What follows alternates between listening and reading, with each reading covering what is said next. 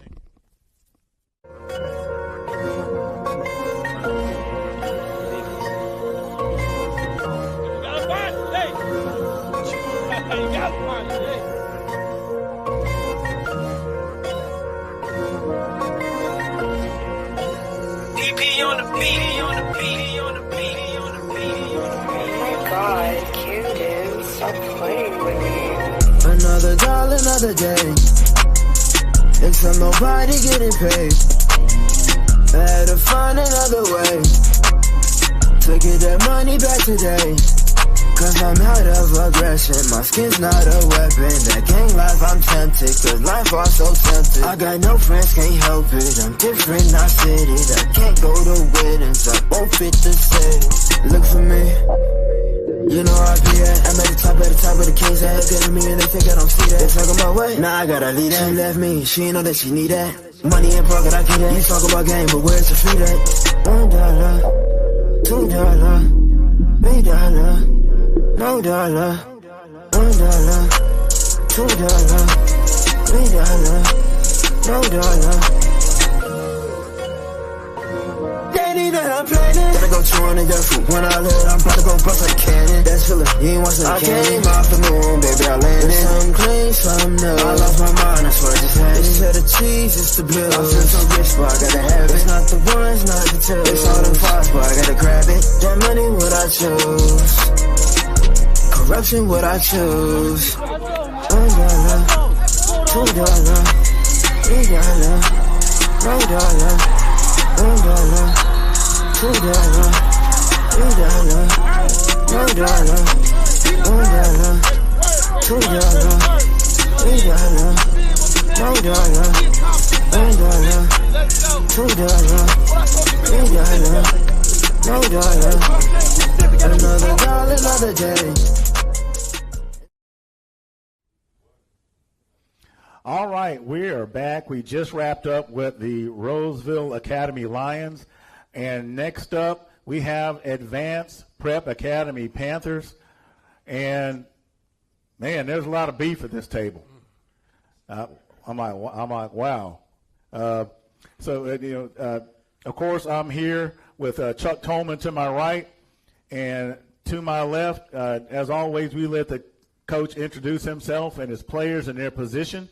So, Coach, take it away. All right. Good morning, first off. I'm Coach Tars, head coach and offensive coordinator of Advanced Prep Academy. Here I got Josh Griffin, defensive end, tight end, offensive lineman. I got Kane Jones, offensive line, defensive lineman. Awesome. And as I said before, the big guys hold a special place in my heart. Nothing happens offensively without them. And from a defensive standpoint, they're your first line of stopping an offense. So, Coach, your professional history, I was checking that out. You had American Indoor Football Alliance, the Tampa Bay Tornadoes. In arena football, the Magnolia State Spartans, and National Arena League Columbus Lions out of Georgia. How has that helped prepare you as a coach here or at Advanced Prep? Well, honestly, I started coaching before I even did any of that. Out of that, when I started coaching, I started out as an offensive coordinator for Advanced Prep Academy. And I must tell you that I played myself at Advanced Prep Academy. So having gone through the program and postgrad and understanding what it does and the opportunity that it provides for guys like Josh, like Kane, like all the other guys that are here for Media Day. So when I stepped into coaching, I realized that I really had a lot left in me, and I missed playing football. And so I was able to reach out to some guys and get some help and to get me into the next level of where I wanted to be. Now, I can't stress this enough, and legacy. We have a legacy player that is also a prior assistant coach or running the offense, and now the head coach. Again, I can't stress how important that is, and y'all in the room, y'all need to give it up. I mean, this is what you want to see. You want to see these guys come back and give back to the league. So hats off to you, Coach, for sure. Now, having been in the league, you have a unique understanding, not only as a player, but as a coach in the recruitment process. How does that work for you? What is your approach, and what do you tell these guys? So when I get on the phone with a lot of these guys that I recruit, I tell them first and foremost, I never want to lie to you. Never want to tell you, sell you a dream, because if I sell you a dream, I have to live up to that expectation of that dream that I just sold you. But if I tell you the truth and I tell you that my program is about work, we work for everything that we have, work for everything that we want, work for everything that we're going to get. And when you come into my program, if you put that work in, you can get what you want. I tell guys that we'll have guys that are going to come into the program that's going to put the work in to go D1, put the work in to go D2, put the work in to go NAIA. We don't send kids D3. We'll send kids JUCO only if it makes sense. And by making sense, meaning you're not paying anything out of pocket to be there. I don't sell a kid a dream. I sell the work ethic of my program and the success that we've seen behind that work ethic. Now, APA was founded in 2014. So this team has been around for a while. What does the history mean to you as not only a player but as a coach, and how do you translate that to your players? Okay, so with my players, I tell them straight up, if you want something that's going to be around, come to APA. We've been around for a long time. 10 years standing, longest standing post-grad in the state of Florida. So if you want something that's consistent, come to APA. That's what I tell the guys. Definitely come to us and see what this consistency is like. See what the work brings to you, and change your mentality and your work ethic when it comes down to preparing for college. Awesome. Well, Chuck, you know more about Auburndale, Florida than I do, so I'm going to let you take it away. Yeah, so the APA is kind of well known in the area, but there's obviously been huge changes just in the last decade, and you've been there for all of it. How are you looking to the future? I mean, obviously we're all here for the X's and O's for football, but you're making men. That's what you're doing, right? Definitely. And not everybody that's on your team, there's 20, 30 players, are going to make it to that next level. How are you trying to make these people into men that even if it doesn't go to the next level, how are they going to, benefit from it? This is what I love about the program, is that it's beyond football. With APA, we brought in different certifications and licensing, so you don't have to leave this program empty-handed. Even if you don't get that letter of intent, you still leave with something. So we try to serve our guys by giving them life skill classes, teaching them how to cook. We get guys that come in that don't know how to do stuff like that don't know how to wash their clothes, believe it or not, or even make their own bed. So that's stuff that we impart into our guys when they come into Advanced Prep Academy. So, obviously we have a season that's coming up. What are your key focuses for this season, like on the field? Are you trying to, get more of like a recruiting base to get bigger, better, and faster and stronger, or are you trying to basically develop the people that you got into better versions of themselves? So, when it comes down to thinking of things in the future on the recruiting side of things, I let that fall in however it's going to do it. I do believe that bringing these guys into this season, we're going to work for these guys that we have here. We're also going to recruit. That's going to be that. But we're going to definitely work and focus on the guys that we have in our program to push them to the next level. All right, you got some big dudes over here. Yeah, let's start with that guy. Let's start with that big guy. I'm gonna start with the big guy down on the end because I like his hair. Yeah, Troy Polamalu. I need to get you his number so you can get you a Head and Shoulders deal. That's some good stuff up there. I mean, he looks like the Big Show. He's like huge, man. I'm telling you, man. Look how small that mic is in his hand. He's got good, great. Old paws, man. Yeah, reintroduce yourself and talk about the position you play. My name is Kane Jones. I'm from Kansas City, Missouri originally, and I moved to Florida like 3 years ago. And I'm playing, or in high school I played D-line, but hopefully I can transition to O-line too and play both sides of the ball. Looking at that hair and everything, you do kind of have that Patrick Mahomes vibe, so I can kind of see that coming from Kansas City.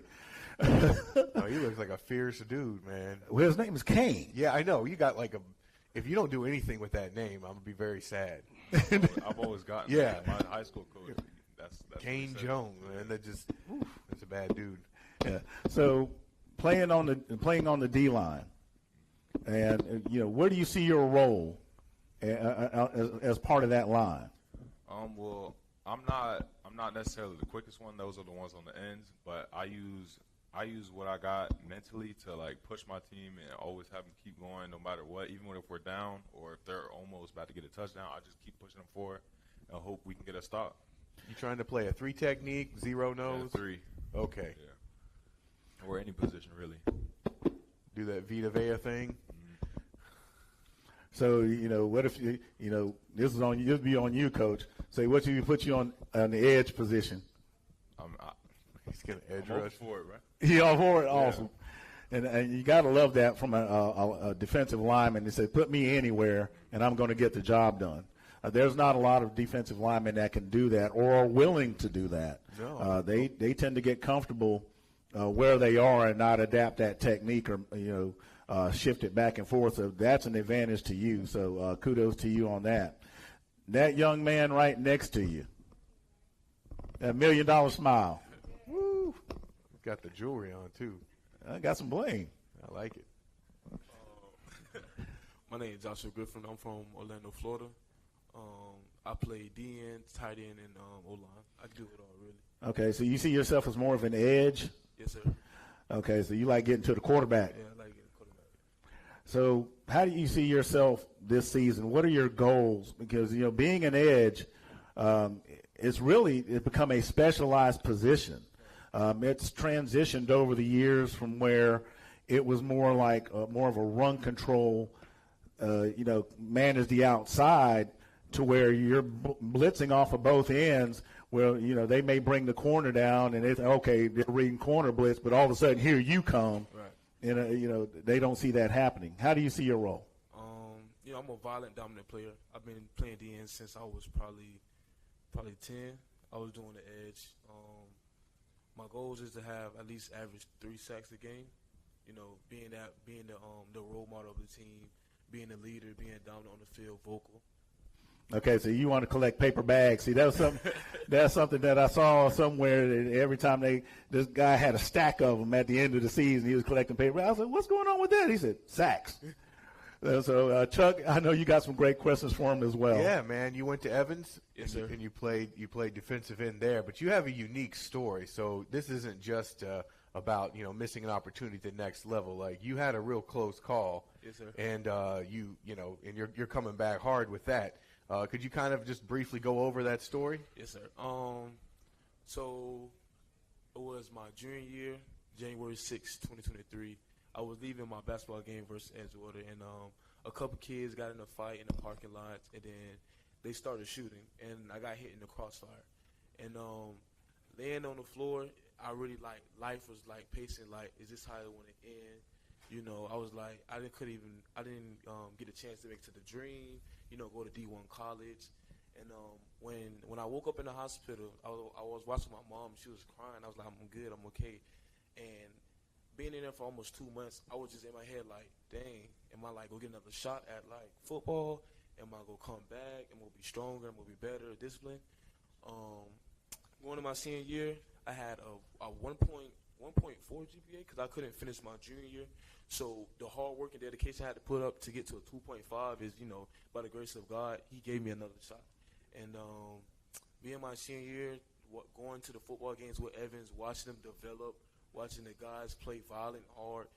I kept, even though I didn't get a chance to play, I kept working on my craft, being development, in case God gave me another shot at college football. And He did with the post-grad. And, once one door closed, another door will open. You can't take life for granted, Right, yeah. So you have to physically get yourself back up to where you were. Right. But mentally, man, you sound like you are ready to go after it, man. It's just no one can hold you back.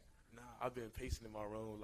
I've been anxious to play a snap of football because it been almost 2 years, and when you got that dog in you want to play again, it'll come back. I'm not looking forward to whoever has somebody. That's a lot of pent up energy right there. But and I'm just going to say this, and I'll say this looking directly into the camera. That is an impressive young man.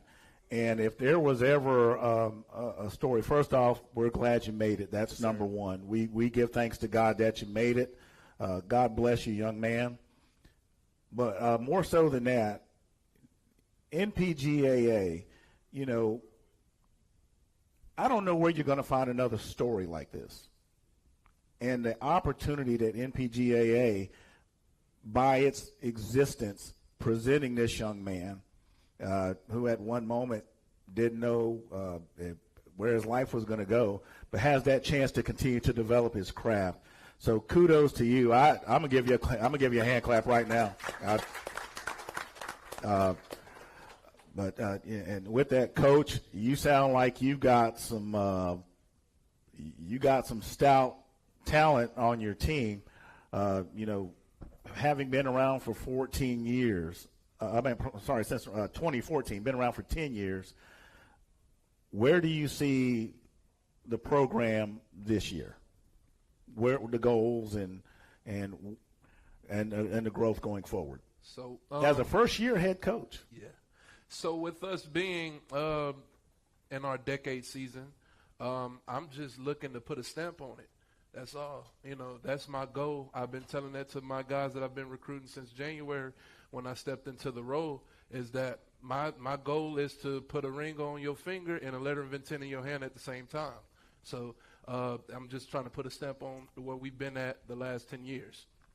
Well, Chuck, I'm actually kind of speechless right now. Yeah, it's going to be an interesting team to watch. I mean, they are the oldest in the state as far as post-grad athletics, so there's like that kind of pedigree there and stability. But, you got two guys over here that look like they're ready to play some football. Oh, absolutely. So it's going to be exciting to watch. We're definitely going to be keeping an eye on you guys. Here we go. So, Coach, appreciate your time. Guys, appreciate your time. Yes, sir. And we're going to go to another break and another interview session. We'll be right back. Thank you for hanging in there with us. Much more to come.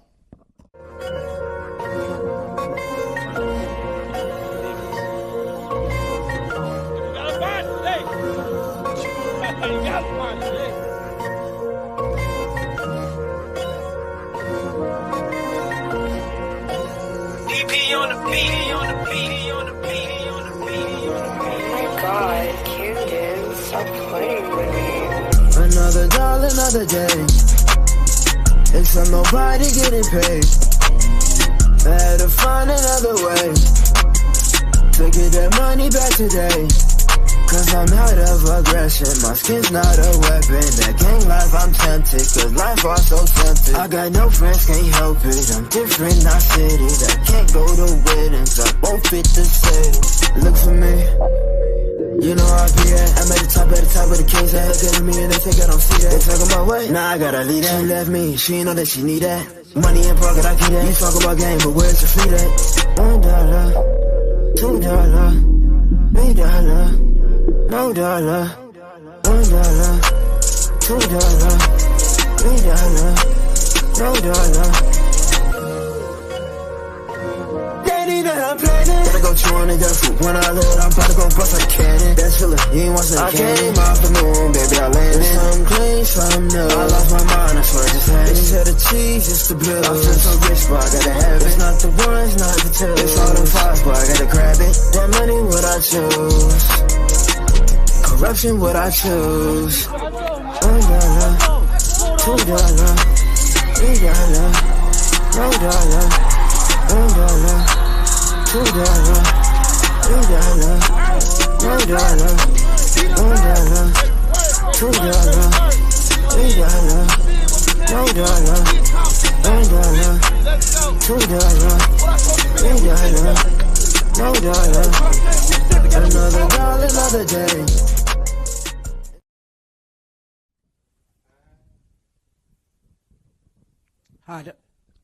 Hi, my name is Coach Don back here at National Postgrad Athletic Association Media Day. I'm sitting here with two guys from APA, Advanced Prep Academy, located in Auburndale, Florida. I have Joshua and I have Kane. Two big guys I see, man. One is the defensive end, one is the offensive tackle. And tell me a little bit about yourself. How big are you and how tall are you? Joshua? Well, I'm 6'7", 253. Jesus Christ. What about you, Kay? You look a lot bigger than him. I'm 6'7", 320. Woo. Man, these are some big guys, man. I know your parents, boy, when y'all was coming up to feed y'all, man. I know them. Whoo, Lord, y'all probably stayed in the refrigerator. Yeah, but anyway, what have you guys been doing, back to Josh, what have you been doing this offseason? I heard your story up on the podium, and you was telling me what you had went through, but what have you been doing this offseason to get yourself prepared for the 2024 season? I've been working on my craft, doing my breathing I've been working on my craft, doing my breathing treatment, getting back ready for football. Also been doing a little lifting, getting that feel back in the weight room. What about you, Kane? I've been getting my lifting in, and then also at Sandpits trying to get the footwork and the cardio right. Okay, that's great, man, because it's going to be a hard season for you guys, a long season at that. You know what I'm saying? You going from your teenage years now to the young adult years, and so it's going to be an adjustment to you. So what are you looking forward to this year as far as playing with APA? To make a difference in the team, put a statement on it that we don't come to play, we come to be dogs. At the end of the day, you got to be that dog. You got to be dominant if you want to make it to the next level. What about you? Be as dominant as I can and push the whole team to do the same, so we all can make it however far we can with our life. Okay. What are some of your goals this year? I heard you want to be a sight master, man. Average at least 3 sacks a game. Being contribute to the team, as in being the voice of the team, being a leader, making a difference in the team. Because it's always there's never no room for correction. Right. I want to be known as that guy nobody can get past. Woo! Just like that.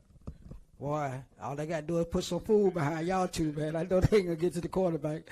But anyway, man, I appreciate you guys, man. Wish you the best this upcoming season, man.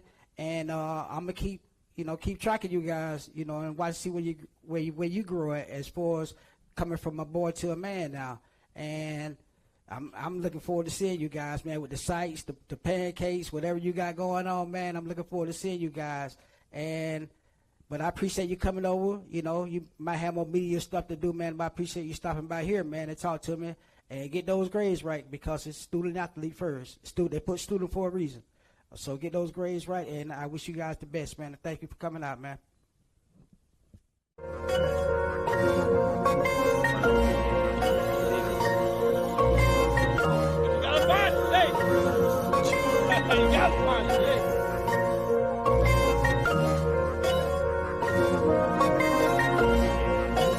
DP on the beat, on the beat, on the beat, on the beat. Oh my God, Camden, stop playing with me.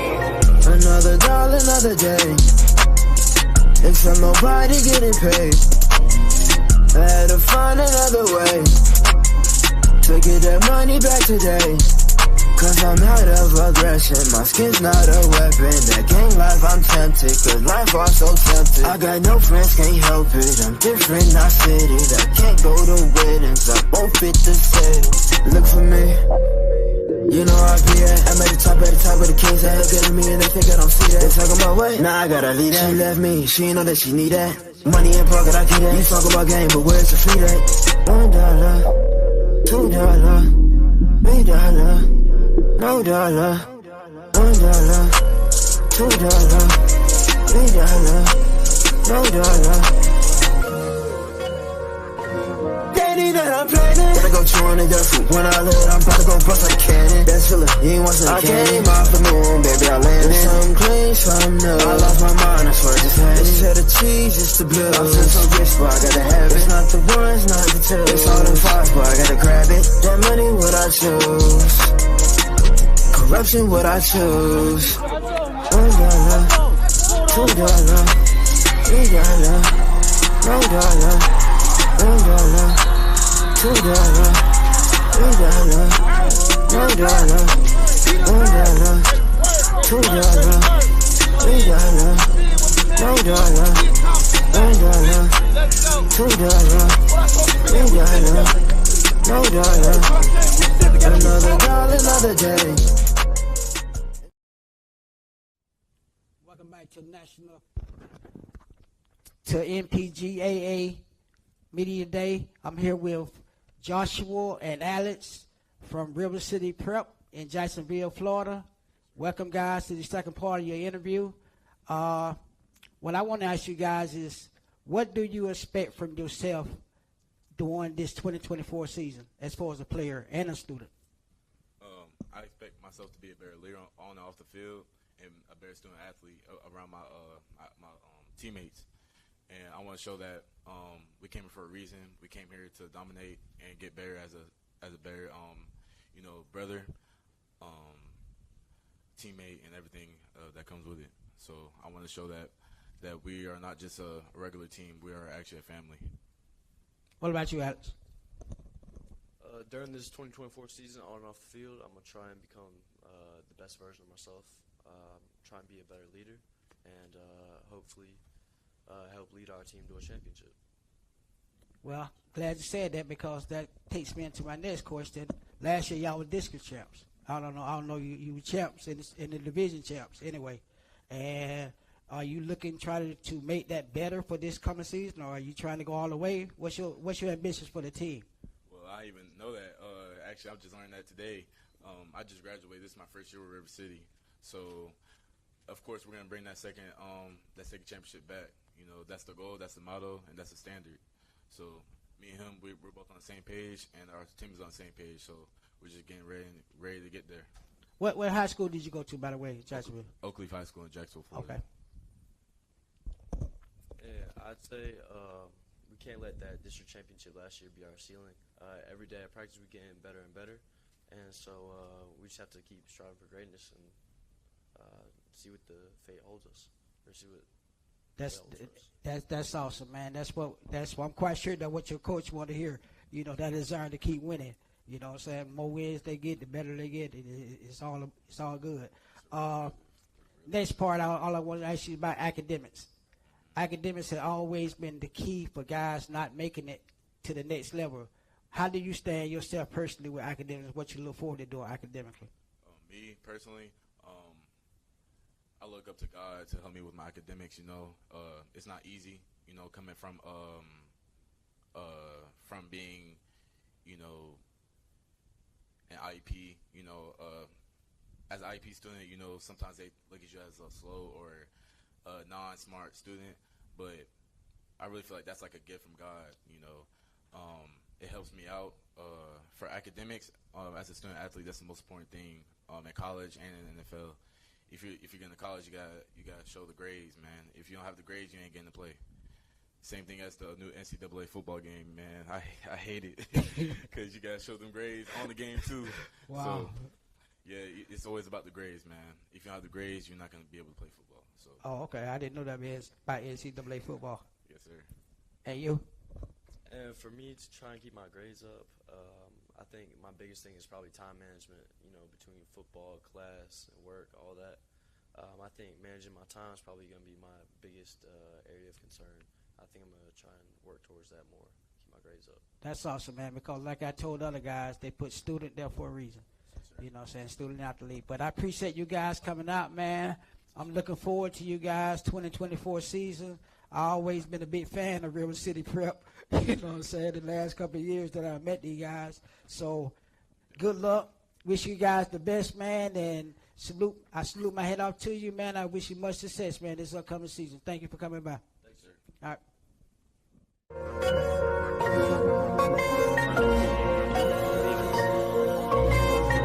You gotta find today. You gotta find today.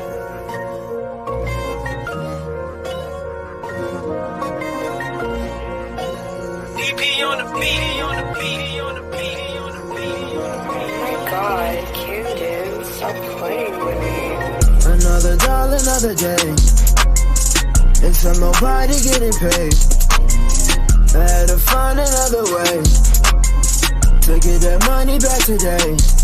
Cause I'm out of aggression, my skin's not a weapon. That gang life I'm tempted, cause life was so tempted. I got no friends, can't help it, I'm different, not fitted. I can't go to weddings, I won't fit the city.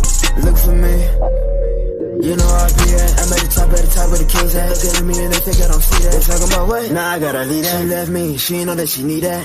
Money in pocket, I get that. You talk about game, but where's the fee at? $1, $2, $3. All right, we are back. Fans, we're glad you're hanging in there with us for the National Post-Grad Athletic Association Media Day. Had some great teams thus far. Just finishing up with Advanced Prep, also known as APA. And now we have Prestige Worldwide. Hanging in there with me is Chuck Tolman to my right. Coach, we're going to turn it over to you to introduce yourself and your players and the positions they play, and then we'll get into the questions. All right. My name is Brandon Glass, head football coach, Prestige Worldwide Sports Academy. To my left is Jarvis Smith, O-line, D-line lineman. And to the left of him is Marcus Lewis, D-line, O-line. All right, Coach, I checked out some of your background, and it is pretty deep. And we're going to get into this in a minute, but I want to kind of go through some things here. This is your first season at Prestige, correct? Yeah. But you have had 6 years coaching throughout the East Coast at the post-grad level. Not at the post-grad, 3 years in post-grad. 3 years before that, I started off in high school. But, yes, I do have 3 years experience in post-grad football. Okay. That's awesome. Now, I want to get into your background a little bit. It's really diverse as far as football goes. You're a letterman in 2 sports, in Stephenson High in Georgia for football, Lithonia for baseball. You're a JUCO standout in Santa Barbara, 26 sacks in 2 seasons. That's impressive. You actually had signed to Auburn in 2009. Yes, I did. And me being an Alabama resident, that's close to me. That's a nod to my wife because, she's a War Eagle. And played some Mississippi College, and you got 2 Arena 2 league championships with the Florida Tarpons. So a really diverse background. How do you see that working as a coach when you're speaking to the players and recruiting? Because you've got 12 currently playing D1. Yes. Well, it helps me out big time as far as recruitment because I've lived pretty much on each end of the United States. Lived in the Northeast, Southeast, Midwest, and also the West Coast. So it helps me as far as being able to relate to the players and just being familiar with different styles of ball on different sides of the nation. I'm very familiar with, different programs in different states that some people, average might not be familiar with. Other than, just the big names that Max Preps or Rivals might post. I might know some small schools in a certain area, which, more so kind of helped me. I can give an example this year with Jarvis. He's from Meridian, Mississippi. I've been to Mississippi from playing at Mississippi College. Got some buddies that play for East Mississippi. Got buddies played at Mississippi State. And, I knew from being in the Mississippi area that Meridian has some good, hard-nosed, tough football players. So, that was one of my first businesses. One of my first things in business is to go to Meridian and try to see if I can get me one of those hard-nosed football players. Now, the offense you tend to run, or your style is more of a pro style, but you also run a 3-3-5 defensively. Yes. And you don't see a lot, 3-4, 4-3, 4-4, or some variation thereof, but you don't often hear 3-3-5 come up too much. What led you to that? Well, I actually learned the 3-3-5 under Coach Dennis Orlando. He used to be the head football coach at ASA Junior College. They won national championship during his tenure. And he's under the Nick Saban tree. And basically it's just an odd-man front defense. And, when it comes to the new age of football, when it comes to spread and teams want to spread you out to be able to run the ball or throw it, it's not necessarily a necessity to have as many interior players out there. What I'm starting to find out is that you probably pretty much need about 5 DBs on the field at all times. But being in the 3-3-5, it gives me the availability to be hybrid. I can switch to multiple fronts. I can go from odd to even. I can go from even to odd. I can go from 3-3-5 to a bear. Just pretty much interchangeable. Well, Chuck, I know you got some interesting questions as it relates to that for sure. Oh, absolutely. So, this kind of new era of football I've noticed is that instead of the highly specialized players of like you are this size, you are this position, we're starting to actually kind of regress back 100 years where people are all big and fast, kind of one thing. Right. So that 3-3-5 seems like you can drop a linebacker down, but he's the same size as a D-end, or you basically have a D-end that can run like a linebacker. Is that kind of the point of it? Yes, most definitely. And especially in the post-grad level, when you have certain undersized kids, being able to run that 3-3-5 will give a certain kid a better look from a college, being at a certain position that he would being in a natural defense. Like, say, for instance, if I have an undersized defensive back, being in the box at strong safety in our 3-3-5 would be a better look for a college to evaluate him, other than him being, maybe, for instance, a 5'10" corner or a 5'8" corner out there on the island. You know what I mean? It gives me an opportunity. It gives the players the opportunity to be able to play inside and outside. I got a question about the pro-style offense. We're talking like the old-style pro-style offense, right? Yeah. You still use a fullback? It depends. It depends. I'm the type of coach where I like to run. I like to run my schemes off of personnel. I don't try to fit a square piece into a round puzzle. Right. It just doesn't seem like nowadays there's that big, Jerome Bettis, Mike Allstott guy. Well, you don't necessarily have to have that to be able to get what you want across. You know what I mean? There's so many ways to do it. You've seen it with the San Francisco 49ers. They would put Trent Williams at H and have him pull and run power and kick out, So we most definitely plan on doing those type of things this season. And we have like a dearth of, you have a whole plethora of experience. You've pretty much done everything on the football field and gone everywhere except for selling popcorn in the stands. I mean, you've been everywhere and done everything. I actually have done that before. Okay, too. he's done everything. One of my junior college jobs was working for the Braves at Turner Field. So you've done everything. So you pretty much have it, inside and out. And one of the focuses that we have now is, we're talking about the NIL and the transfer portal and kind of what that's done downstream. Like, how do you see that affecting the way that you can go out and recruit? Maybe that you're able to, before you're finding kids that maybe just didn't have the grades, and now maybe they do. Maybe they need an extra year, and so what? You're trying to explain to them why. Basically, give me a pitch of why we should go post grad. Because you've done JUCO, you've done everything else. Right. Well, I talked to several junior college coaches, and what's starting to happen with the NIL and with the portal being involved. Most of the big-time universities, the Power 4 universities, they don't want to invest in younger kids. They would rather invest into a junior college kid, a kid that's more mature, that has proven, what he's done, as far as academically and athletically. And with the transfer portal being involved, too, a lot of Division I players, Division II players, and D3 players, they're not having homes. So, a lot of people hear about kids entering the portal, but they don't hear about the rate of kids that don't get picked up out of the portal. So what is starting to happen is it's starting to trickle down to the junior college level. Some of these kids that are actually Division I talents are going down to play playing junior college football. I believe Alabama just had a 5-star receiver drop down and play junior college football this season. So with that trickling down, it's just going to be a even more trickle-down effect on the high schools.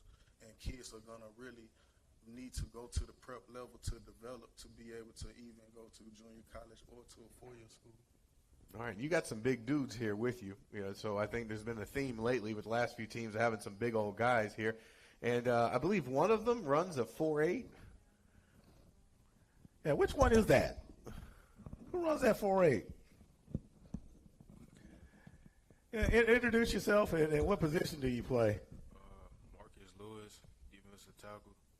And you run a 4.8 40. You do not want that guy coming downhill at you. So you play defensive tackle. You play straight up nose. You play the 3. You trying to the 3. Okay, doing the 3 techniques. Where'd you go to high school? PK Young. Right. Florida. Okay. So what made you choose to go the post grad route? Just Coach Glass believing in me and just recruiting me. Okay. And who's next to you? Jarvis Smith. I play offensive line and D-line. I'm from Meridian, Mississippi. I went to Meridian High School. I'm an excellent puller. I'm looking to come to Prestige. The reason I chose post grad was because it was I was when I was younger. Like in 9th, 10th grade, I wanted to play D1. I always had it in my mind that I was gonna go D1 straight off the bat because I was around a lot of D1 guys. Like my school, we as you know, we got Daniel Hill and we got Quindarius Jones. Well, they both Quindarius played at Florida State and Daniel played. He just got recruited to Alabama. He just committed to Alabama. But yeah, so that was in my head that I was gonna go as well, being around them. But I got woken up. You know, stuff happened to me, and I had to realize like it's the best decision for me to become a better man, a better player, and a better opportunity for me, for myself as well. I got two things for you. First off, you said be a better man. So a round of applause to you for that, because that's what we all need to work towards, is be a better man. That tells me you have perspective, and that's key. But you said you're a puller, and that's not something that every offensive lineman can be good at, because, you know, Coach says, hey, that pro-style offense, you don't know what look you're going to get. So when Coach calls on you, that pulling is important, be it run and or pass. So how do you see your role as a leader on the offensive line? Because in a sense, usually they say the center is kind of the quarterback of the offensive line. But as a pulling guard, a lot of times that comes down to you, because sometimes that's where that tempo gets set. Me personally, I have played center, guard, and tackle. So I like, as being a leader, as an offensive lineman, I can, you know, help develop. Even like, so if the center has a question about anything, or if he's lacking something, I can help him and give him a boost to that. Or if the tackle has a question, or if he's lacking anything, I can help him give him a boost to that. I'm not saying I'm a coach or anything, but you know, I know a lot of stuff, and I done played the game for a while. But I just, as a pulling guard though, as a leader on the offense, I just want to, you know, make it to a championship and win, you know, because at my high school we never went far, even though we had a lot of great talent, but we never prospered on our team. So I just want to come to a team that's ready to win ready to win a championship. Well, it sounds like you guys have a very talented team and are ready to go. What is your forward outlook, Coach, on this season? We want to put this program on the map. It's been kind of up and down a few years before I took the helm, and I want to bring some stability to it, and I want to carry over what I took from my previous stints and bring it to prestige. Well, I can definitely tell you that's an advantage, having that depth of experience. And these two big guys right here, they look like they're ready to do their thing. And now, as an O-line, I got to ask you, pancakes. Ooh, see, my bad. I'm sorry. I had 51 pancakes my sophomore year, and my junior year, and I think I had like 54 my sophomore year. I played tight end as well my junior year, so I didn't get as many pancakes as I wanted to, but I did get a lot of pancakes though. But I love pancakes though. They called me Mr. Pancake back in the hometown. They also called me Big, so I got a lot of nicknames. But I love pancakes though. And you know, IHOP, we always open. I love it. So, Coach, you know what you got to do, right? That'd be Log Cabin, Aunt Jemima. What's that? Allaga, Miss Butterworth. So you got to get it. And look, these boys look like they can put down some pancakes. I certainly am not going to fight them at the breakfast table, because one, I'm headed towards senior citizenship, and I'm not crazy, because you boys have got it together, and I'm looking forward to seeing what you guys do this year. Yeah, enough with the turnover chains. You need to bring like pancake mix for the linemen. You know what I mean? That's right. Paper bags for sacks. Oh yeah. All right. Well, thank you, Coach. Appreciate you. You guys have a great season. We look forward to seeing you. We're going to go to commercial. We'll be right back. Let's give it up for Prestige Worldwide, the Barracudas.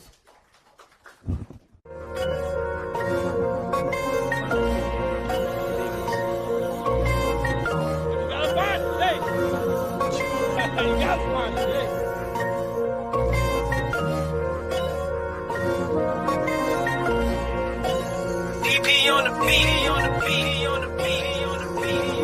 Oh my God, Camden, stop playing with me. Another dollar, another day. And so nobody getting paid.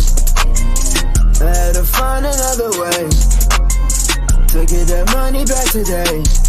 Cause I'm out of aggression, my skin's not a weapon. That gang life I'm tempted, cause life was so tempted. I got no friends, can't help it, I'm different, not fitted. I can't go to weddings, I won't fit the setting. Look for me, you know I be at. I'm at the top of the king's head. Look at me and they think I don't see that. They talking about what? Nah, I gotta leave that. She left me, she ain't know that she need that. Money in pocket, I get that. You talk about game, but where's your feet at? $1, $2, $3, no dollar, $1, $2, $3, no dollar. They need that I'm planning. Gotta go chewing and just when I live, I'm about to go bust like a cannon. That's feeling, you ain't watching the cannon. I came off the moon, baby, I landed. Some clean, some new. I lost my mind, I swear, just had it. Instead of cheese, just the blue. I feel so rich, but I gotta have it. It's not the ones, not the two. It's all them fives, but I gotta grab it. That money, what I choose. Corruption, what I choose. $1, $2, $3, no dollar, $1, $2, $3, no dollar, $1, $2, $3, no dollar, $1, $2, $3, no dollar. Another dollar, another day.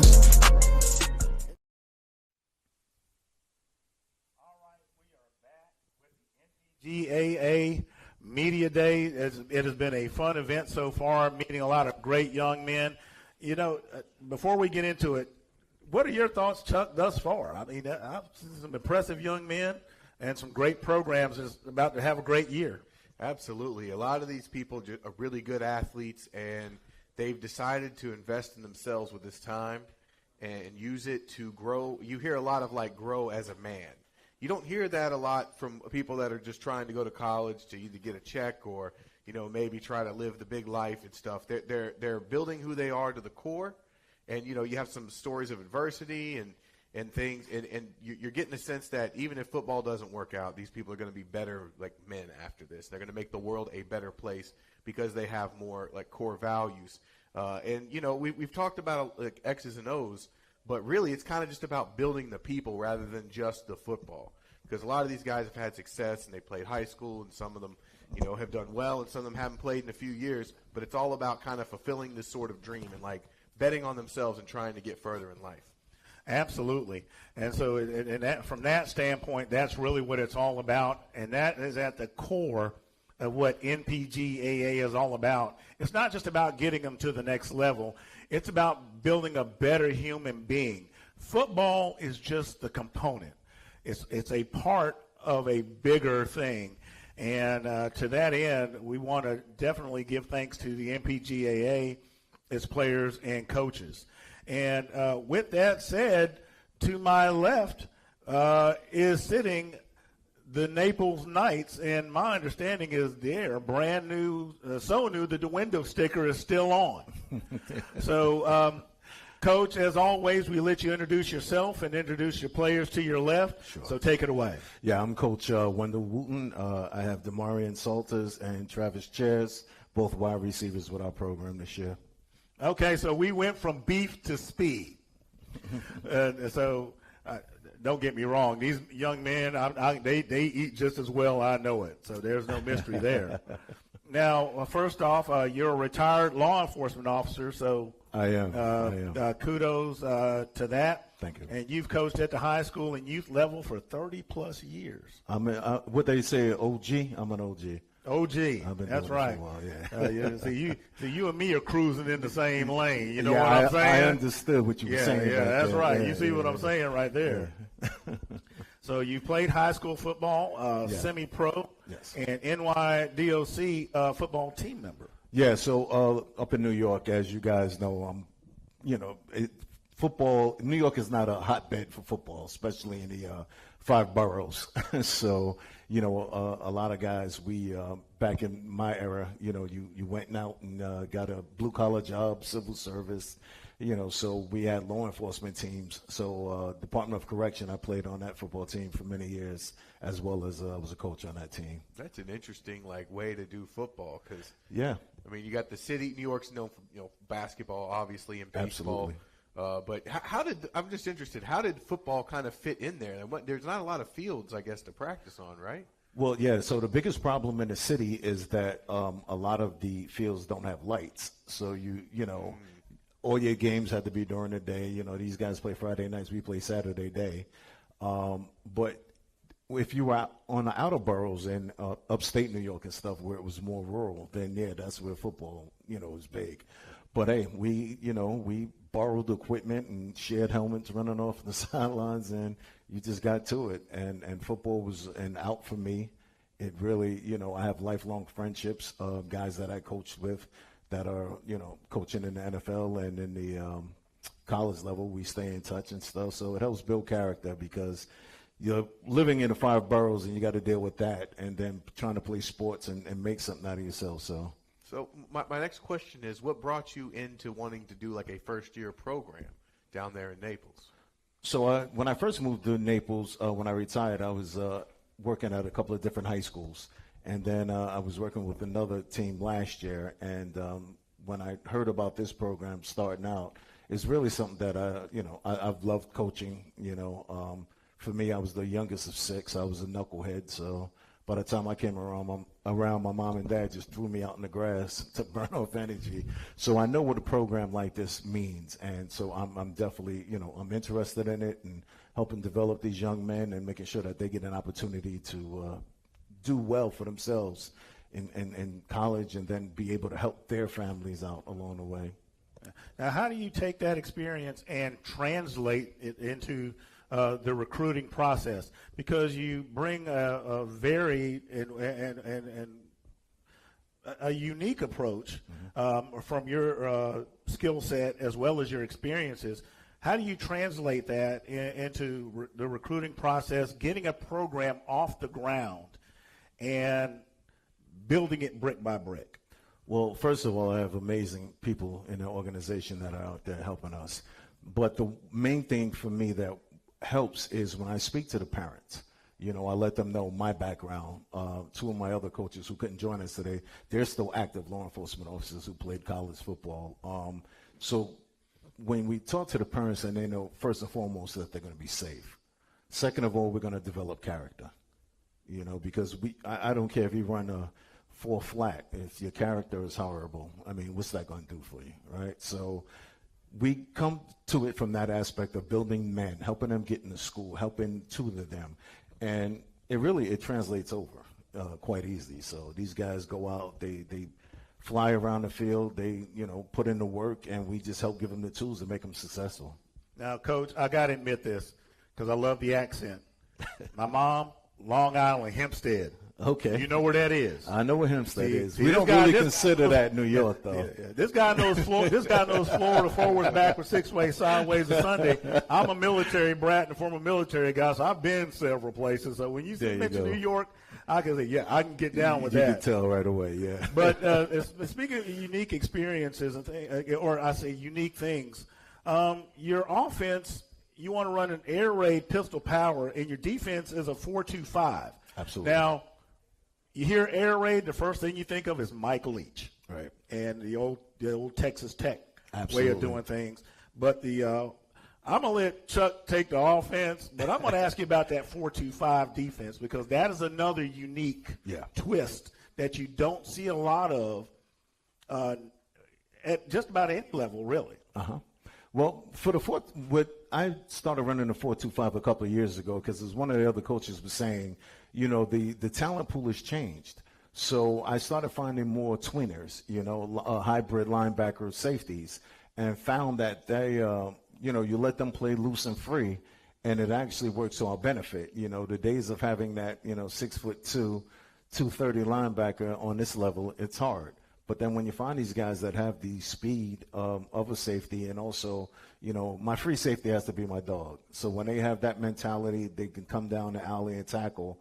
I found that the kids love it, and it's an easy defense to adjust to any offense that we're running, against. So we're very flexible, and it's very versatile. So that's why I love that defense.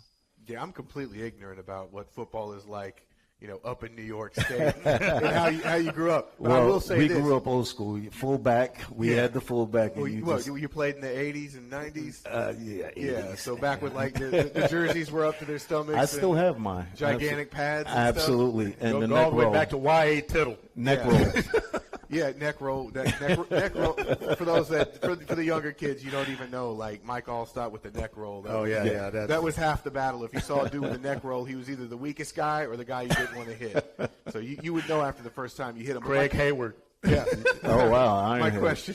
What do you have? You have Boz, right? Yeah. Boz. Yeah, the Boz back in Oklahoma. My question about your offense, right? Sure. Is that you got the air raid and the pistol power, and you were talking about these tweeners. And what I've noticed with college football, I'm just waiting for the day that they go back to like the 1924 like Notre Dame offense where you got 4 quarterbacks out there that can all throw and then run that option. And it seems like with that pistol power, it looks like it's kind of inching towards that. You got a bunch of guys that can throw. But my reason for bringing up the New York versus Florida thing is, man, you're down there in South Florida. You can recruit some speed.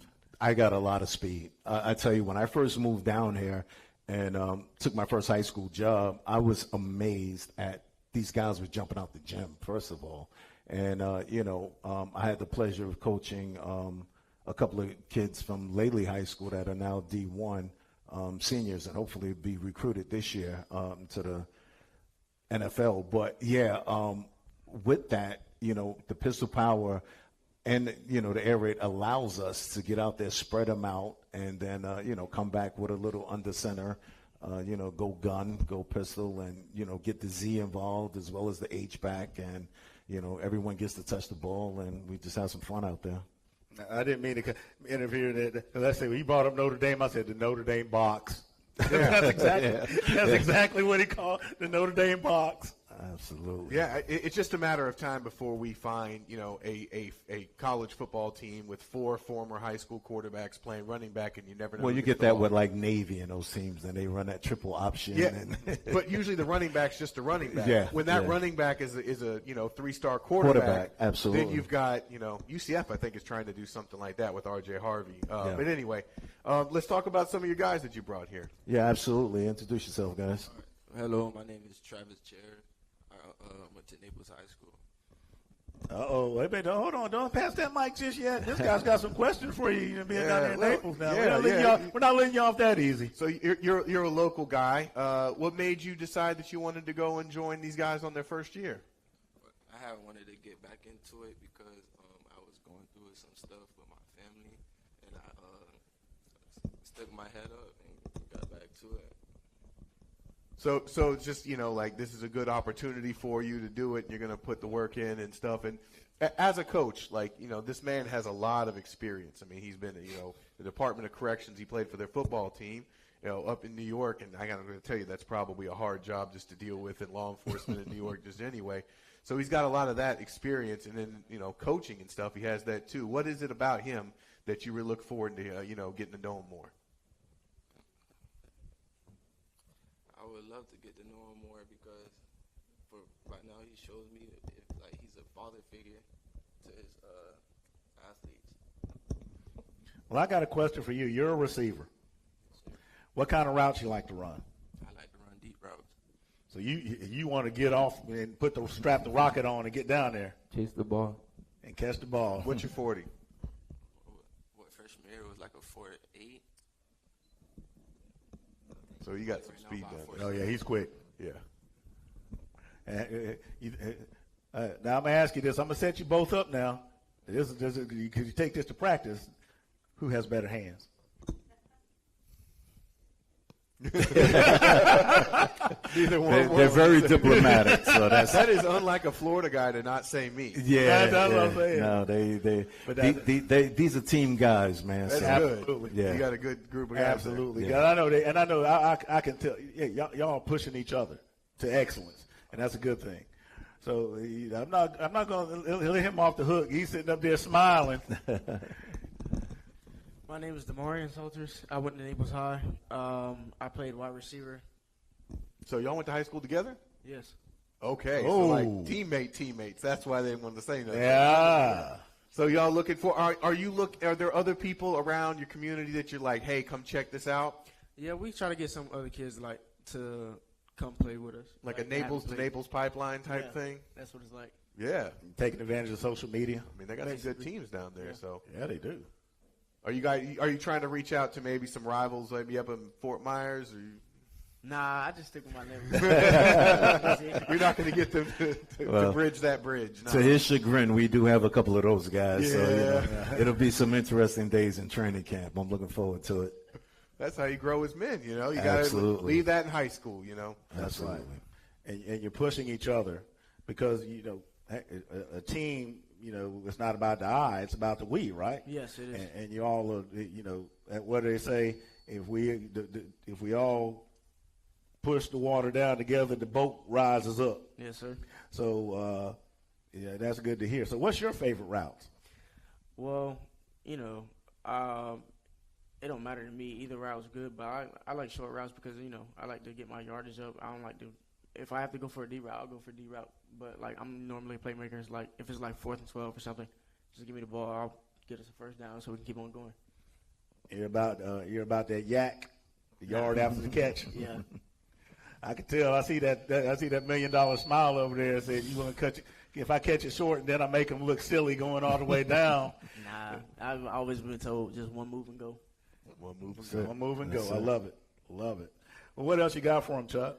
Oh, nothing really. I'm just excited to see what happens for your first year. As a team, straight out of nothing. You got to get new pads, new everything, ready to go. Yeah. Everything is sitting in a storage container, and we got to dust it off this week. Get my guys to work, and I'm really excited. I'm looking forward to building this and getting these guys to the next level.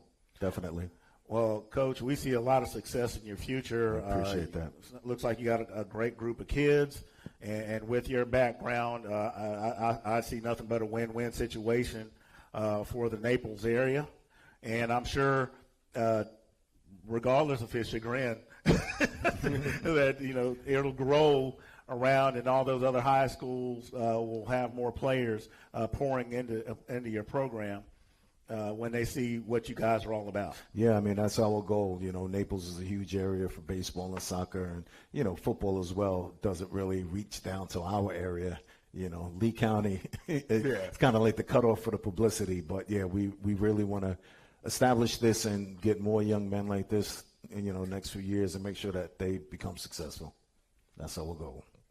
All right. Well, if there's nothing else, there you have it, folks. The Naples Knights. That's the last group of the day, so let's give it up for them. First-year program getting started here at NPGAA, and you taking on the mantle. So we wish you the best of luck. Thank you so much. Coach. Good luck. Good luck, guys. You two young men, we wish you the best of luck this season. We look forward to seeing what you do on the field. Thank you, sir. Well, there you have it. We've gone through all the teams that are here today. Impressive young men, impressive programs, impressive association, the NPGAA. We thank you for letting us be a part of your Saturday, and we look forward to being a part of more of your time and efforts in watching this league grow and thrive, and watching better young men also becoming better football players. I'm Freddie Flowers. To my right is Chuck Tolman. And we'll be right back.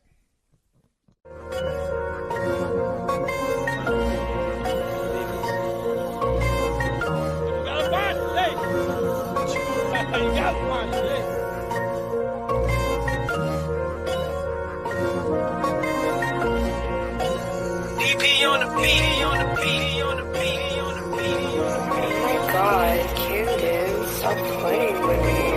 Another dollar, another day. Except nobody getting paid. I had to find another way to get that money back today.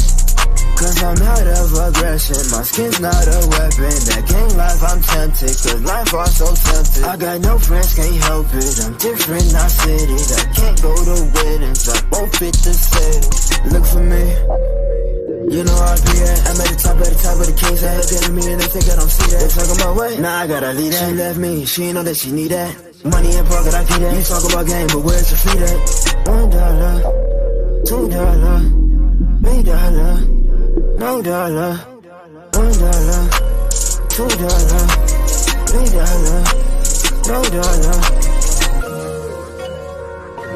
They need that I'm planning. Gotta go 200 that food. When I live, I'm about to go bust like a cannon. That's feeling, you ain't watching the cannon. I came off the moon, baby, I landed. Something clean, something new. I lost my mind, I swear just had it. They said the cheese is the blue. I feel so rich, but I gotta have it. It's not the one, it's not the two. It's all them fives, but I gotta grab it. That money, what I choose. Corruption, what I choose. $1, $2, $3, no dollar, $1, $2, $3, no dollar, $1, $2, $3, no dollar, $1, $2, $3, no dollar. Another dollar, another day. From National Post Grad Athletic Association. Here with the Naples Knights. I'm going to let them introduce themselves. I have 2 wide receivers. Introduce yourself. Hello, my name is Travis. My name is Demarion Salters. So there you have it with the Naples Knights. Travis, last time you probably played football was like a year ago or so. What have you done to keep yourself motivated and condition-wise as far as getting ready for the 2024 season? I've been going to the field, been going to the beach, running miles, like trying to gain my stamina back and everything because it's been a long time getting back into it. So I'm adapting back. What about you? Well, since this past season ended, I've been still working out with their team at Naples High. I've been doing their conditions and their practices, and I still talk to the coach to this day. So, I just go back and then just go work out with them. So, obviously, both of you guys playing wide receiver, right? Yes, sir. Y'all was teammates at high school? Teammates since we were little kids. Oh, wow. Y'all go a long ways back, huh? Y'all boys, huh? So, I know this year with the Naples Knights, y'all expect to do exciting things with this first-year program. So, what do you look forward to as far as being out there with your teammate again? Me being out there with my team, I want to set goals for myself. I want to at least get over 1,000 yards. 1,000 yards receiving? Receiving. Wow, you try to go, huh? For real. What about you?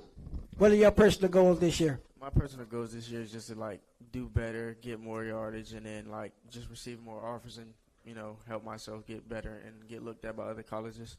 Man, y'all gonna have airtight, huh? Yes, sir. All right. I hope your quarterback keep y'all happy, man. So I appreciate you guys coming out, man, and I'm looking forward to the Naples Knights playing and putting that thing in the air and see what we can do this year, man. And I appreciate you guys, man, so much, and good luck to you, both of you guys, all right? Yes, sir. Thank you.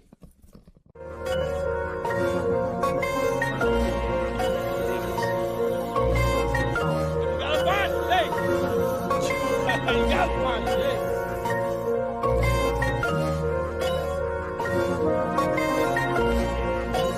DP on the beat, on the beat, on the beat, on the beat, on the beat. Oh my God, Camden, stop playing with me. Another dollar, another day. Except nobody getting paid. I had to find another way to get that money back today. Cause I'm out of aggression, my skin's not a weapon. That gang life I'm tempted, cause life was so tempting. I got no friends, can't help it, I'm different, not fitted. I can't go to weddings, I won't fit the setting. Look for me, you know I be at. I'm at the top of the king's head. Look at me and they think I don't see that. They talking my way, nah I gotta leave that. She left me, she ain't know that she need that. Money and pocket, I get that. You talk about game, but where's your feet at? $1, $2, $3. No dollar, $1, $2, $3, no dollar. Daddy that I'm planning. Gotta go 200 that food. When I live, I'm about to go bust like a cannon. That's feeling, you ain't watching the cannon. I came off the moon, baby, I landed. Something clean, something new. I lost my mind, I swear just had it. They said the cheese is the blue. I feel so rich, but I gotta have it. It's not the one, it's not the two. It's all them fives, but I gotta grab it. That money, what I choose. Corruption, what I choose. $1, $2, $3, Another dollar.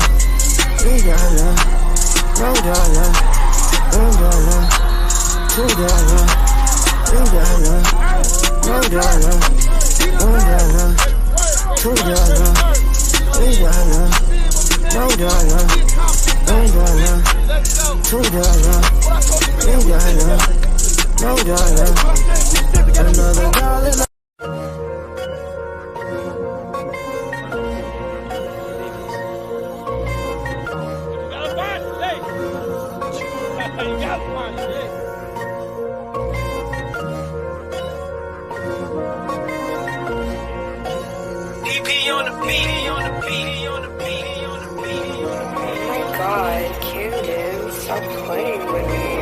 Another dollar, another day. Except nobody getting paid. I had to find another way to get that money back today.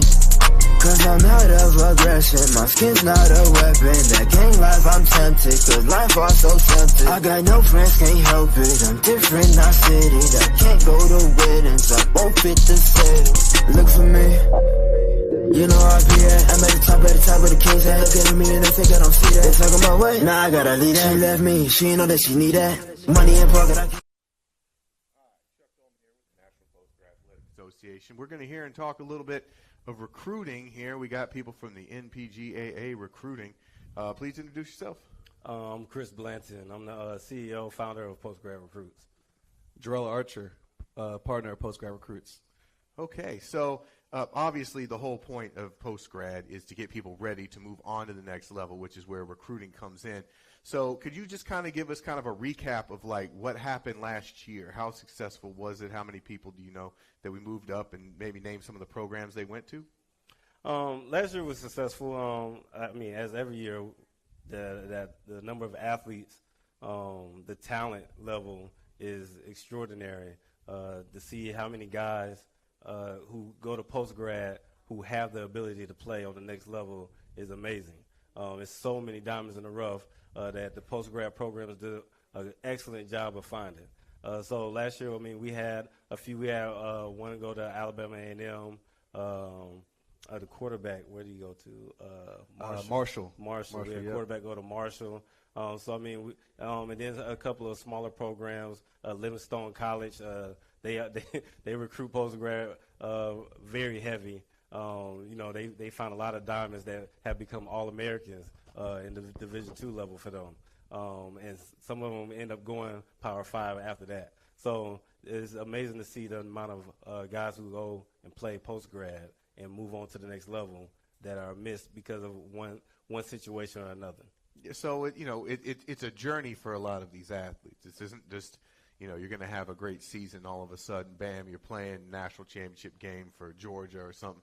It's move on to the next level, and then maybe from there, especially with the transfer portal, right. Now they're going to get a kid that's really played 1 year, and gotten bigger and stronger, and now they've, gone to their first year of college. They got 3 years of eligibility left. They're 2 years more mature than some 18, 19-year-old coming out there, so they're looking better at that. Have you noticed that there's been any kind of particular type of players that seem to get selected? So the purpose of Postgrad Recruits, like we say, we're trying to recruit and give these young men another opportunity for whatever situation may have happened in high school. So it's not a direct competition with the transfer portal. We're just opening up the window and the door for more opportunities for these young men. We believe it's a great route for these high school kids who may not always have the film or may not always have the grades or may need that one more year of getting a couple meals in at dinner time to put some weight on and get a little faster on the field. So we believe it's just another opportunity, another outlet for these young men just to grow, not just as football players but as young men as well. So, there's a lot of rules changes in football, either through the NFL and it trickles down or maybe college implements it. So the positions are kind of changing. Are you seeing that, maybe, linemen are now being put at more of a premium than they used to be? Linemen are scarce. They all over the nation, from high school all the way really from Little League all the way up to college. I don't know what's happening. But we saw some big ones here today. Yeah, exactly. They got a nice future there. Exactly. But then you got guys that big that decide they want to be a chef instead, it's scarce finding linemen all over the nation. So that's a position that is highly sought after on all levels, from high school, post-grad. College coaches are going to go anywhere to find them. They go to Europe now to find a lineman because, they just breed them big over there. So that's a position that's highly sought after everywhere. So let's say there's a kid watching this live stream or on video later, and he's got an offer from maybe like a D3 school or, maybe a kind of not a great D2 program. Why would he want to join, something like a post-grad? We've had a lot of success, but kind of speak to that kid. Like, why would you want to do that? Well, when it comes to a kid that already has an offer from a Division III, sometimes, kids, it's always about betting on yourself, it's that investment on yourself, When you've been playing football since you've been, 5-6 years old, you don't envision that you're going to a Mary Hardin Baylor, even though they're one of the top Division III schools in the nation. But that's not where you envision yourself going. You envision yourself going down the road to Texas, So these guys, they're just betting on themselves. They want to be in the limelight. They want to be on that top level on the big stage. Now, will all of them get there? No. That's the reality of the situation. And can you go to the NFL from any level? Yes. But we all know that if you're going to a prominent, dominant program, then you have a better odds. And that's what these guys are looking at. But us, we just want the guys to get in the college. We just want them to get that free education and take advantage of moving their future forward and being successful at the end of that. So, that, like Coach said earlier, we just want to give the guys that extra opportunity that their postgrads are already giving them, and we're just that extra pinch, on top of that. So a lot of this seems to be like social media driven, like a lot of these players are finding their coaches. What advice would you give to these, student athletes, these young players, as far as maybe setting up their own kind of personal branding or thing ahead of time, trying to get their name out there? So social media, even nowadays, I would say, especially when COVID started, social media has been huge. You have the TikToks, you have the Instagrams, you have the Twitters, Snapchats, things of that nature. Some advice I would give to these young men is, be your true and authentic self. A lot of people use social media to show a life that they don't live, and it's not true to themselves. These colleges, these postgrads, they want you for you. So to show someone and prove to someone that you're something that you're not won't really help you. Be careful what you post. Kind of be smart. We don't want to see we can see comments on any type of viral posts. They can see, the things you post on your story. They can see the things you're doing Saturday night at 10 o'clock when you probably shouldn't be someplace where you shouldn't, and hanging out with some people you shouldn't be hanging out with. So everything is not for social media. The things that are posted on there naturally don't really go away. Things can be found. I have 8-year-ago Facebook posts that popping up on my phone right now, which scare me to death to this day. So social media it can be used as a tool, but could also be your enemy as well. So it's kind of being careful what you post. Brand, I got my coach said right here, brand yourself. Show your GPA. Show schools that you are an investment for them, for you.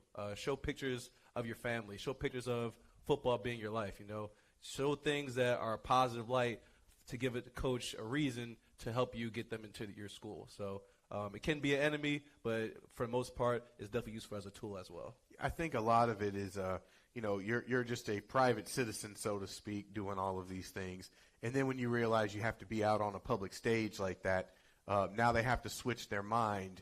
And it's kind of hard because they're not at like a huge school where it's like it's very evident you can't post these things, right? Mm-hmm. So I think they're their best, I guess they're their best advertisement. Right. And so I guess they need to realize, like, you can wait for the coaches to get your tape out there, but maybe, if you start putting together little packages, little TikToks, whatever of your highlights, that'll do a lot of heavy lifting for your coaches, right? Right. I mean, and that's some of the reason how postgrad recruits started, because of social media. Is your social resume, pretty much. That's what the app is. It's taking all the extra stuff, and this is what you're about. You're trying to get recruited, so put things that's going to help your recruitment and that coaches actually want to see, to help for your recruitment. The social media kind of can tell who you are. Postgrad recruits tells who you are as an athlete and gives you a resume as far as that. So it allows coaches to get past all the fluff and who is this kid on the field, who is he in the classroom, and things of that nature. So that's kind of what we stand on. Are there any kind of standouts that we should be looking forward this year? Anybody that you think maybe headed to the next level? Not as of yet.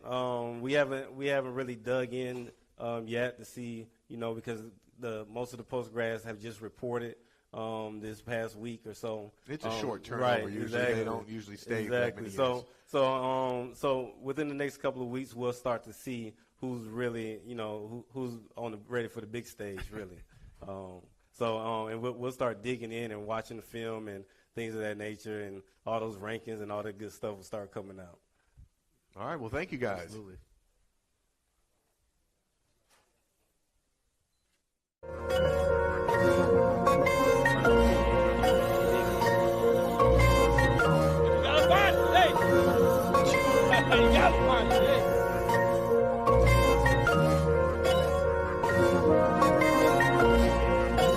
DP on the beat, on the beat, on the beat, on the beat. Oh my God, Q-Dude, stop playing with me.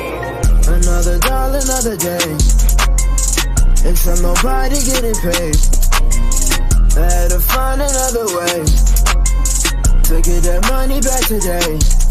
Cause I'm out of aggression, my skin's not a weapon. That gang life I'm tempted, cause life was so tempted. I got no friends, can't help it, I'm different, not fitted. I can't go to weddings, I won't fit the setting. Look for me, you know I be at. I'm at the top of the kings. They look at me and they think I don't see that. They talking about what? Nah, I gotta leave that. She left me, she ain't know that she need that. Money in pocket, I get that. You talk about game, but where's your feet at? $1, $2, $3. No dollar, $1, $2, $3, no dollar. Lady that I'm planning, gotta go chew on the duck food. When I live, I'm about to go bust like a cannon. That's feeling, you ain't watching the cannon. I came off the moon, baby, I landed. Some clean, some new. I lost my mind, I swear just had it. They said the cheese, it's the blue. I feel so rich, but I gotta have it. It's not the ones, not the two. It's all them fives, but I gotta grab it. That money, what I choose. Corruption, what I choose. $1, $2, $3, no dollar. $1, $2, $3, no dollar. $1, $2, $3, no dollar. $1, $2, $3, no dollar. Another dollar, another day.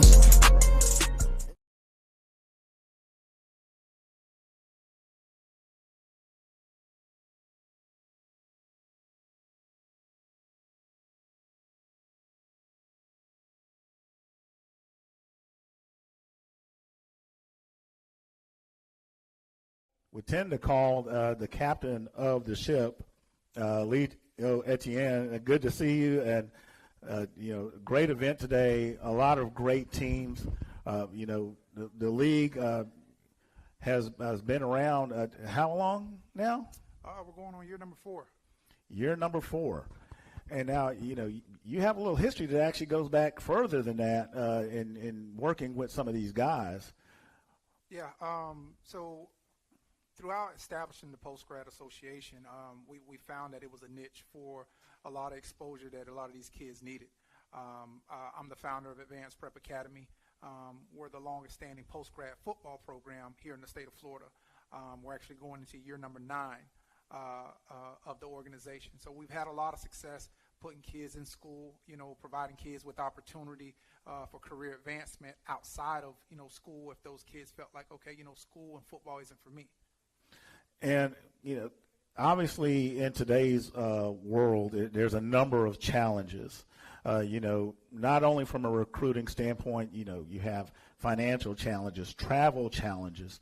The landscape of football has changed so much dynamically over, probably even the last just a few years.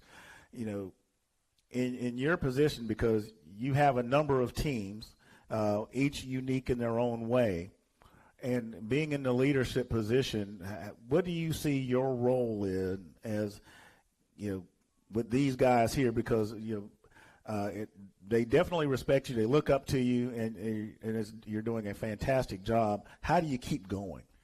Just being able to provide a voice for these teams, who are looking for different avenues, different things that they can do within their organizations that can possibly help their organization, benefit, when it comes to different housing strategies, different academic strategies, and just different things as far as the overall structure when it comes to how to actually run a post-grad program. You get a lot of people who may pop up and feel like, hey, I can put together a post-grad team, but it's a difference between putting a team together and an actual organization. And we look to help establish organizations more so than we do teams, because we're looking for the longevity of the program and not just, here today, gone tomorrow. And that's a great thing, because stability, is a great thing, and it definitely helps forward the product. And not only forwarding the product, but with the relationships and getting these kids to the next level. How do you see that going forward with NPGAA and getting these kids and those relationships out there, be it via social media, providing links? You always hear of things like Dragonfly, Huddle, things of that nature, tools that are out there to help that, because as Chuck was just saying, a lot of the kids use social media, forwarding videos of the football games or footage. How do you see the presence going forward to not only give visibility to the league or additional visibility to the league, but to expand it? We look to try to partner with as many media outlets as possible, and being able to provide coverage, like today, Moxie Media, traveling from Alabama, the relationship that we built with them so that they can provide us with a actual live streaming presence, is definitely great. When it comes to providing coverage via the social media side of things, whether it be X or Instagram and Facebook and things of that nature there, our marketing team, they do a good job with putting together different things and getting feedback and putting photos and different highlight clips and partner up with post-grad recruits. Definitely helps us out as well, because now we're able to capture that particular moment with that student athlete and continue to put his brand out there, because now it's come to a point where these student athletes are their own brand. And as they understand how NIL transitions to not only the college and the professional side of things, it starts here in post-grad, and then they've even much allowed it to start in high school. And, you have a team that's based out of Las Vegas, Nevada. And me personally, I think that's huge. How do you see NPGAA expanding its footprint? I looked at some of the schedules, and obviously teams, they have to set this. Obviously, they have to play within the league, but I noticed they have some games that are not necessarily against teams that are in the league. So how do you see the footprint being expanded for NPGAA? Well, the good thing about it is that we try to do our best with optimizing the travel for each team. With Las Vegas establishing a presence out west is great, because California runs the whole JUCO system out west. In Vegas, as you guys mentioned earlier, there's only 3 college programs in Vegas, with only 2 having football, and then you have the community college out there that only have baseball, basketball, and soccer. So now allowing post-grad to have a presence out west, it just provides an opportunity for the kids that are out in Vegas to pretty much have a valuable option to choose from prior to them making that jump to the next level. College coaches, they visit out in Vegas, but at the same time, the lower level schools from the Division IIs all the way down to NAIAs, it's kind of tough for them to get out to Vegas.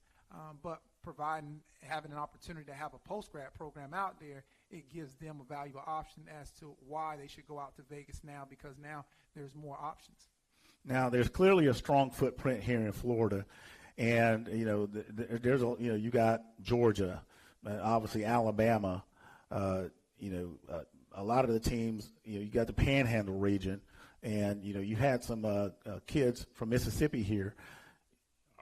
With being out west, obviously establishing that footprint, is NPGAA looking to try to expand across the Southeast as well? We do. We really would love to expand across the country, but we got to take it 1 year at a time, and actually finding good organizations that are looking to establish in the different locations. Let's take Vegas for instance. They're the only post-grad program out there. So with it being that way, we try to figure out where is the closest other post-grad programs to where we can kind of pair them up so that they can have a couple games that they need to go to. I know they'll be traveling to Arizona, and they'll be traveling out to Oklahoma and Texas to play some games, which gives them an opportunity to have a decent schedule for their first year. And to that end, folks, I'm going to quantify this for you. How do they always say it? The services of this attorney means that we're not greater than the services. You know how they always say that kind of thing, because there's other teams, other leagues. But what sets NPGAA apart? I wouldn't really say it sets us apart. We're just trying to piggyback off the big dogs. From the NCAA to the NAIAs and the NJCAAs. We're trying to establish ourselves as a valuable option. For kids who may not have the financial opportunity to afford to go to college like that. Even though post-grad can be a more expensive upfront option, but when parents really look at all the bells and whistles, if there's a post-grad program that's in their particular area, then it lowers down the cost, because now that kid, he doesn't have to, stay in housing. He can stay at home, and he can travel back and forth to that particular post-grad. So just providing the opportunities for kids to be able to benefit, because a post-grad program is in their hometown or is within driving reach or arm's reach. And then also identifying what the NCAA is doing, and as it trickles down, to see how we can catch the falling pieces. I know the NCAA, they're talking about, eliminating walk-ons. So when we say, okay, the NCAA is going to eliminate walk-ons, what does that do for post-grad? How can we help those kids who at one time they wanted to be walk-ons? Now it's like, okay, if I can't walk on, let me possibly have an opportunity to go to a post-grad so that I can have an option to be able to get some film as we play, because they may play D3s, NAIAs, junior colleges, and other post-grad programs, so they're playing good competition. So providing that kid that opportunity so that he can get the film, to send out to this college coach that maybe looked at him a year before, and that coach was like, hey, we like you, we just don't have any room for you. But then now, a year later, this kid has gotten bigger, faster, stronger. He's gotten mature better. His body has developed a little bit more. Now that coach may be like, hey, look, we like what you've done. We see the growth. We want to be able to extend a better opportunity for you to actually come on. And you made a very key point. Not every kid gets an NIL deal. And I can tell you, with some of the knowledge I have, a student, non-scholarship,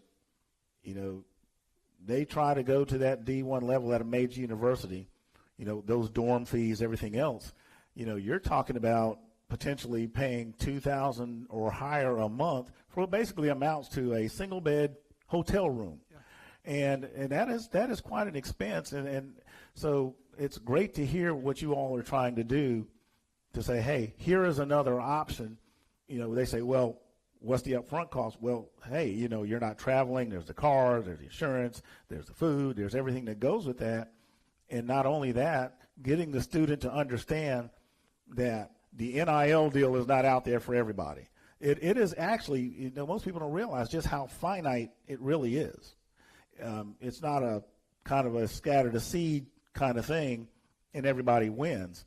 So it's great to see NPGAA coming to the forefront for these students to understand, hold on, wait a minute, don't believe everything you read and hear. There's something in the fine print that you need to understand. Yeah, no, it definitely is. I mean, and we want to be a voice for parents, because there's a ton of parents out there that, you got kids who are first generation, high school graduates, first generation going to college. So, and it's a lot of parents that really don't understand how the recruiting side of things work. So if the NPGAA can provide and be a voice for those parents so that they can understand, okay, I really don't know about this recruiting thing. It's great that my kids are getting recruited and this school is recruiting my kid, that school is recruiting my kid, but what's in the fine print? You know, how much am I being offered? You know, what type of scholarship is it? Is it a full ride? You know what I mean? Is it a partial? You know, is it academic? You know, so there's a lot of things that go into it.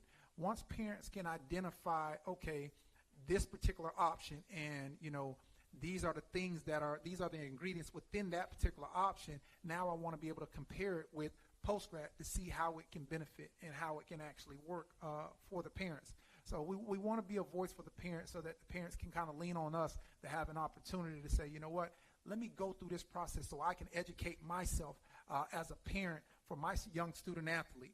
You know, and once the parents can understand that, you know what, this really isn't a bad opportunity that you can take on, because now you're gonna take college classes, which are gonna transfer in with you. You're gonna have an opportunity to develop and grow and mature. So now your freshman year isn't like a regular blind freshman year. And what I mean by blind freshman year, if you get a kid who's getting recruited and he's going to, let's say, a NAIA or Division I, and that kid hasn't been away from home before, you know, now you're talking about homesickness. You're talking about the cold. You're talking about the schedule. You're talking about the extracurricular activities from girls, sex, drugs, parties, all those things like that student haven't experienced. Now post-grad, which is tailored to the athletics as well as the academics, now this student can really understand what the picture really looks like, more so than just throwing out there in the fire and not knowing what's hot, what's cold, and if I'm finna get burnt or if I'm gonna just, you know, sail through this thing. All right, I'm going to play a little bit of a game here. You're Coach Etienne. I'm the kid, and I'm saying they're just going to redshirt me, so I'll maintain my year of eligibility. They're just going to redshirt me. That's kind of fixed in the head. How do you unravel that? Being a redshirt is not a bad thing at all. But at the same time, if they like you coming out of high school, they'll love you coming out of post-grad. If you know that you're going to a program and they're going to redshirt you, well, if you need to find out if that program has a JV program. 9 times out of 10, if they have a JV program, you'll probably get a post-grad program that's going to be rolling in. If that post-grad program is rolling in, well, we got a whole bunch of kids who are rolling in who are gap year players post-grad where that year isn't counting against them, and now we're going to be playing against you. You're a redshirt. How much money did they say that you would be paying out of pocket? Let's say the sum of $15,000, possibly $20,000 out of pocket between student loans and actually out-of-pocket expense. Well, we can kind of cut that cost in half so that now it provides you with a better opportunity to get that exposure. Because now if you're playing in our program and we're playing out on that field and you're redshirted, well, if you're redshirted, depending on how many games they're playing, that you're not actually redshirted. That's counting against your clock. So you have to, and a student have to, and the parent have to ask the proper questions so that you can actually understand, does this start my clock if I play? Now, you do have some NAIA programs that do things right, and they only play 1 or maybe 2 games. So then now if they're playing only 1 or 2 games, it won't burn that kid's clock. You know what I mean? It just provides them a taste of, you know, what this college program is going to be like while still preserving their eligibility, and that year didn't count against them, and that's a true redshirt year. So you just got to truly understand exactly, you know, how it's actually going to benefit you and how it's going to work for you and your family. At the end of the day, it's the almighty dollar. That's what it all boils down to. And I think that's a great response because, you know, like in today's environment, like I said, you know, there was a time where whatever was happening, and let's just say, you know, out in Oregon, for example, you didn't really realize that in South Carolina. But with the social media presence being the way it is, and you have a lot of ears talking to these kids via social media posts, be it X, you know, I don't know if anybody, these kids use Facebook anymore, but you got Instagram and Discord, things of that nature. As a developer, as a coach, and you're running the league, those challenges, what are those challenges so that they understand, no, this is the real truth. It's not everything you see out there on the internet. And these kids, they don't understand it. They're hurting themselves. These kids are delusional. No matter what we say as coaches, mentors, fathers, parents, they're going to do what they want to do. And I think what baffles me the most is that the example is online. Players that have come before them, that have messed up and have done this and done that. You get the same athlete or a different athlete the next year that might do the same thing, and they know that it's wrong. So kids have to understand that peer pressure is real, and no matter how macho they may think they are, they have to understand that it's a fine line of walking, a straight line so that you can be, that person who's going to be called up next. You get a lot of these kids, they have social anxiety. They don't know how to go and they don't know how to work the room. They don't know how to speak to coaches and things of that nature there. They don't know how to dress the par. A lot of kids, their social media is killing them. You get these college coaches, they like a kid. They're going to go and they're going to do their investigation. And they're going to go and go to that kid's social media. And if that kid have, all these things on his social media that doesn't, fall in line with that particular university and institution, then, that coach is an easy decision for them. Because there's another kid that's coming up right behind them, whether that kid is a post-grad kid, a junior college kid, or a high school kid, or a high school junior. There's other kids that are coming up behind them, and these kids have to understand that. And there's another challenge that's been out there. You've got a lot of training groups. They run training academies, things of this nature while they're in high school, or they'll get them in middle school or even, rec league or youth league. And as they're coming up, their trainers and coaches at that level are telling them, this is what you need to do. This is what you need to do. This is going to happen for you. And they say they have contacts, but they're not real contacts. How does NPGAA deal? Because I know that's a real component that's out there as well. And like I said, there's a myriad of challenges. How do you overcome that? Because I know that you see it in Florida, you see it in Georgia, you see it other places too. And these things are popping up everywhere. It's happening all across the country. At the same time, it starts at home with the parents. It's great that parent can entrust in that trainer to help their kid develop and things of that nature there. But I think as humans, we all get comfortable. And when we get comfortable, we may allow that trainer to pretty much, okay, then you're going to take my kid all the way through. He's been training with Coach Mike for X amount of years. You know what I mean? I trust Coach Mike and things of that nature there. But the parents have to truly understand what's best for your kid. Not because Coach Mike have said it, because, Coach Mike may have a certain level of context. Coach Mike may want to do it for the benefit of him and his brand that he's training.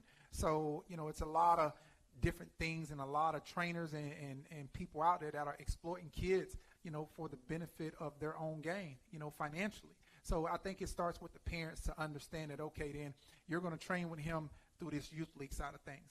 If things are progressing and I'm comfortable with it and I feel like I'm gaining enough knowledge to where, okay, we'll move on to the middle school side of things.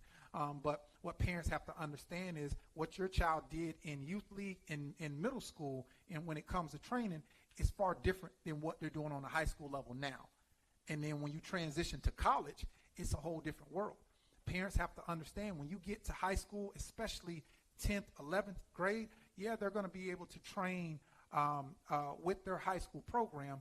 But when you sit back and evaluate your child's growth, if your child plays football, they need to have a strength trainer because the body development, and the change in body type is very pivotal when it comes to these kids making that transition from high school to the college level. And these college coaches, when they see that, they can be like, oh, yeah, we see this kid out here, he's got trash cans being thrown at him. That doesn't, simulate what's going to go down in a game, at all. So what needs to happen is the parents need to actually go and visit these college programs so that they can see these college freshmen who have been there a year, who's going into their second year, so that now they can see the body types and see how it changes.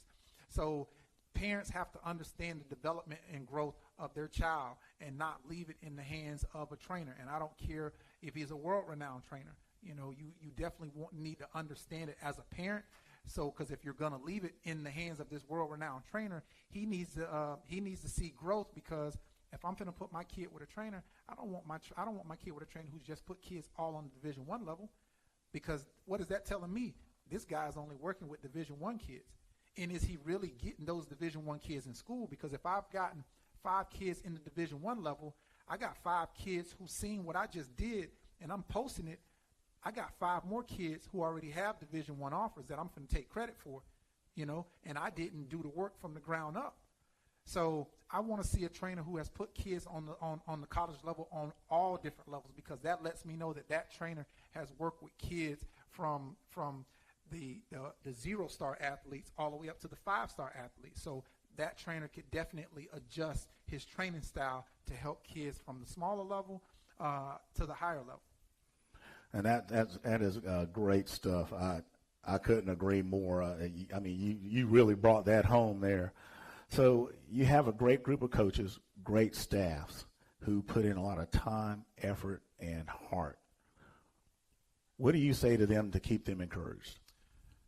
Just continue to believe in the process. You know what I mean? You have a plan in place. Believe in the plan. You know, it's okay to listen to suggestions from other people, but you have to understand, I can listen to suggestions from somebody else, but that other person might get mad because I don't like his suggestion. Well, they have to understand that I've put the blood, sweat, and tears and the time into this project that I've thought about countless time and hours and days, and now here you are, and I just so happen to ask you a question, and you're mad because I didn't implement your suggestion into this plan. Well, I've taken that suggestions and I wrote it down. It may not be good to implement that now at this particular moment. Not to say that I'm not going to use it at all, but it doesn't work. It's not what I was looking for at this particular moment. So that particular coach of that organization, they just need to understand, have a solid team in place with coaches and administrators and supporting cast around them, and just, you know, stick with the plan, what you have in place, and just be able to take, you know, constructive criticism and be able to make changes that's going to be for the betterment of your organization. And that's absolutely right. If the organization's better, the league gets better, and it grows. Well, Coach, because we're all coaches. Correct. Absolutely. And this has been a great media day event. We're looking forward to great things from the league. We're looking forward to continuing to work and watch and see it developed, and doing what we can to continue to help and promote it. For the fans out there, what would you have to say to them? Be patient. Rome wasn't built overnight. The NPGAA isn't going to be built overnight. We're not the best organization, but we're definitely not the worst. We're getting better each and every year. We're doing what we need to do to make sure that these kids are well taken care of.